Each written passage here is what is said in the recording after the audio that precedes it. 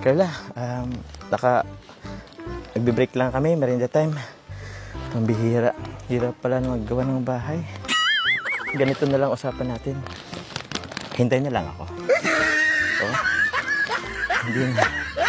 Hintayin na lang ako ha. Willing to wait naman ako. Kahit gano'ng katagal. Kahit matapos na yung bahay. Yan ang sabi ko dati. Kahit gano'ng katagal. Maghintay ako sa'yo.